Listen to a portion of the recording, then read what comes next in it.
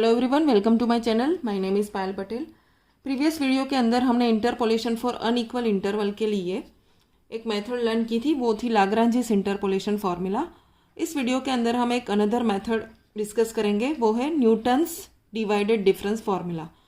इस मेथड का यूज़ भी आप इंटरपोलेशन जब अनइक्वल इंटरवल के लिए है, अनइक्वल मतलब जब भी एक्स की वैल्यूज़ के बीच का गैप जो है वो सेम नहीं है, उसके लिए हम ये मेथड को यूज़ कर सकते हैं।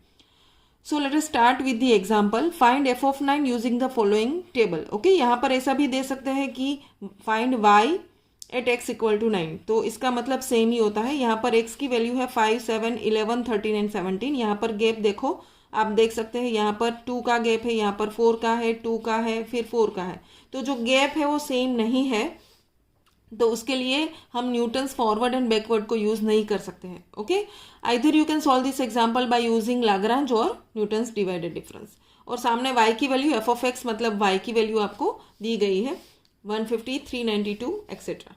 ओके, अब हम इसका एक टेबल कंस्ट्रक्ट करते हैं। इसमें एक टेबल ड्रॉ करना है। इस टेबल को डिवाइडेड डिफरेंस टेबल बोलते हैं। ओके, तो सबसे पहले जैसे कि हम न्यूटन्स फॉरवर्ड और बैकवर्ड में करते थे, वैसे ही आपको x की वैल्यूज़ को लिखना है, बीच में लाइन को स्किप करके। देन y की वैल्यूज़ को लिखो। यहाँ पर आप बीच में दो दो लाइन को स्किप करते जाओ, ताकि आप जब भी कैलकुलेशन करो तो कोई मिस्टेक ना हो।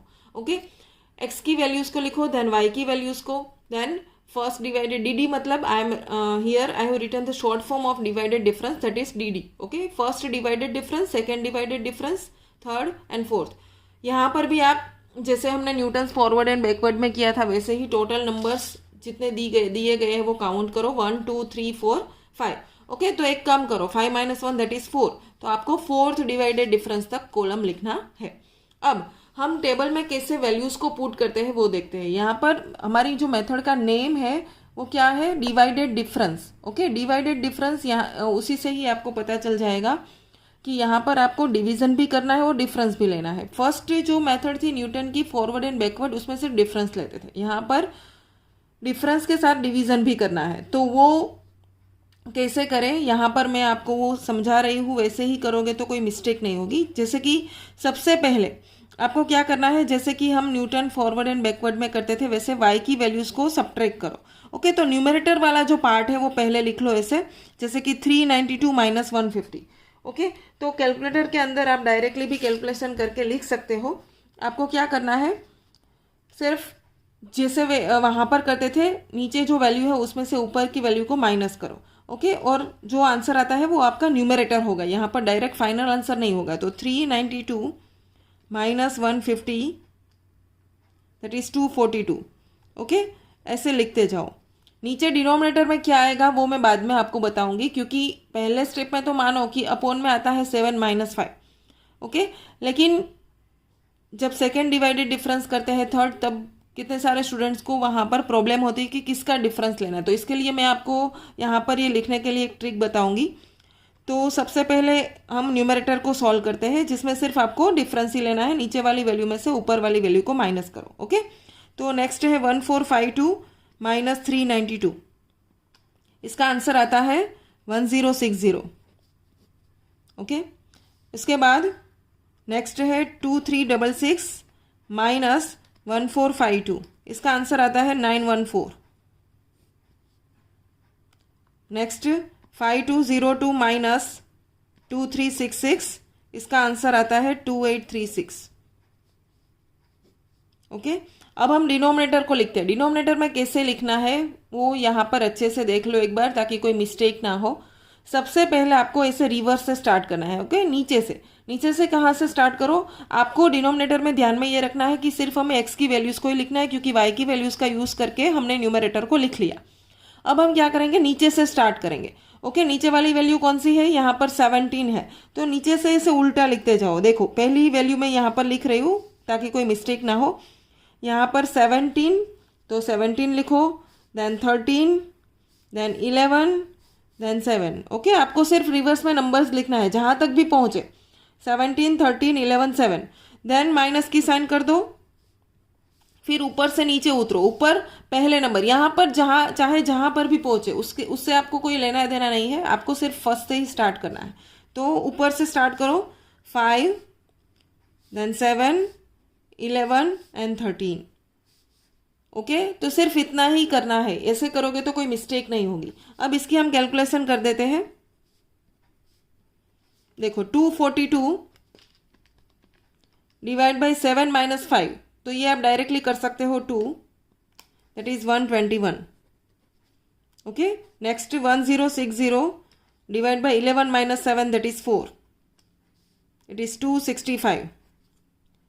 Next 914 divide by 13 minus 11, that is 2, which is 457. Next 2836 divided by 17 minus 13, that is 4, so 709. तो ये हमें मिला first divided difference. Okay, so like this we can find out next divided difference. उसके लिए अगेन क्या करो, पहले न्यूमरेटर को लिख दो। ओके, जो डिवीजन करके जैसे लिखते हैं वैसे लिख दो। तो ये हो जाएगा 265 माइनस 121। ओके, इसमें ही सही लिखना है आपको, सिर्फ सब्ट्रैक्शन करके, वो आता है 144। डिनोमिनेटर को हम बाद में लिखेंगे। Next 457 minus 265, that is 192। Next 709 minus 457, that is 252। Okay, अब नेक्स्ट प्रोसेस हम क्या करेंगे, डिनोमिनेटर के लिए x की वैल्यूज में से। तो जैसे कि हमने यहाँ पर देखा वैसा ही करना है। आपको क्या करना है, यहाँ से स्टार्ट करना है। ओके, लास्ट वैल्यू से, तो लास्ट वैल्यू से ऊपर जाओ, तो 17, then 13 and 11। Okay, 13 and 11, then minus minus minus. अब यहाँ से ऊपर से नीचे तो पहली वैल्यू से ही स्टार्ट करो, 5 7 11, 5 7 11। ओके, अब इसको थोड़ा सा सिंप्लीफाई कर दो। देखो ये है 144 divide by 11 minus 5, that is 6, so we are getting 24 answer. Then 192 divide by 13 minus 7, that is 6, so we are getting 32 answer. Then 252 divide by 17 minus 11, that is 6। Okay, so that is 42। ठीक है, तो like this we can obtain second divided difference. अब हम third divided difference करते हैं। तो again repeat the same process. First we write numerator, that is 32 minus 24. Okay, that is 8. Then 42 minus 32, that is 10. Okay, अब denominator के लिए again same process, नीचे से, यहाँ से नीचे से स्टार्ट करो। 17 13, ओके, दो ही वैल्यू चाहिए ना, तो 17 एंड 13 नीचे से ऊपर, 17 13, देन माइनस माइनस ऊपर से नीचे, तो 5 एंड 7, 5 7। अब करो इसको simplify. 8 upon 13 minus 5, that is 8, 8 by 8, that is 1, and 10 by 10, that is also 1. Okay, next लिखते हैं 1 minus 1, that is 0। तो 0 के डिनोमिनेटर में कुछ भी नहीं आएगा, क्योंकि 0 by 0 कुछ भी करो 0 ही होता है। लेकिन यदि किसी एग्जाम्पल में 0 नहीं आता है तो आपको क्या करना है, अगेन ये नीचे वाली वैल्यू, दैट इज 17, एक ही वैल्यू है तो नीचे की आएगी, और फिर ऊपर की 5। Okay, last value minus first value, last जब भी कॉलम करो तब, तो इसका आंसर 0 आता है। अब इसमें भी न्यूटन फॉरवर्ड में जैसे हमने किया था कि we write only first values of each and every column. Okay, सब कॉलम की हम पहली वैल्यूज का ही यूज करेंगे, यहाँ पर भी हमें वही करना है। तो इसके अंदर सबसे पहले ये नोटेशन दे दो, ये आपका x0 है, x1 क्योंकि फॉर्मूला हमें इस वैल्यू का पुट करना पड़ेगा, then x2, then x3 and x4 यहाँ तक लिखना है। ओके, ये आपका हो जाएगा y0, ये है y0, x0 के सामने है उसको y0, मतलब उसको f of x0 भी बोल सकते हैं। ओके, इसको f of x0 भी बोल सकते हैं। अब ये जो आपको मिलता है फर्स्ट वैल्यूज, इसका ही नोटेशन मैं यहाँ पर आपको दिखा रही हूँ। ये 121 आंसर मिला, यहाँ पर हमें मिलता है 24, यहाँ पर 1 एंड यहाँ पर 0। ओके, मैंने यहाँ पर बॉक्स बनाया, उतनी ही वैल्यूज का हमें यूज करना है। अब इसके अंदर इसका नोटेशन क्या है, यहाँ पर फर्स्ट डिवाइडेड डिफरेंस जिसके अंदर हमने x0 एंड x1 का यूज किया है, इसका सिंबल ऐसा है, स्क्वायर ब्रैकेट के अंदर x0, x1। Okay, now to find second divided difference, second के लिए हम क्या करेंगे, x0, x1 एंड x2। तो आपको ऐसे याद रखना है, जिसका डिफरेंस सेकेंड है तो x2 तक लिखो, फर्स्ट है तो x1 तक, स्टार्ट तो x0 से ही करना है। तो अब आपको इजीली पता चलेगा थर्ड को कैसे लिखेंगे। x0, x1, x2 and x3. Okay, and next fourth divided difference, इसको हम ऐसे लिखेंगे x0, x1, x2, x3, x4.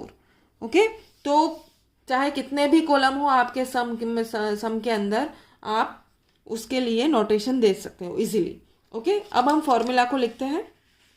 इसमें कोई p ऐसी कोई वैल्यू, जैसे कि हम न्यूटन फॉरवर्ड और बैकवर्ड में की थी एक value x minus x0 divided by h, ऐसा कुछ भी यहाँ पर नहीं करना है.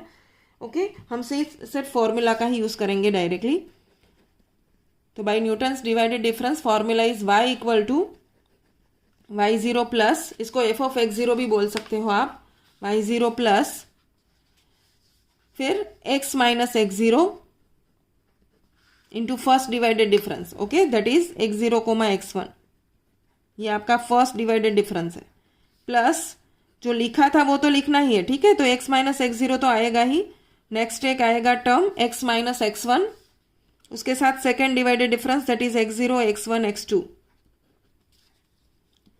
Plus x minus x0, x minus x1, x minus x2, उसके साथ third divided difference that is x0, x1, x2 and x3.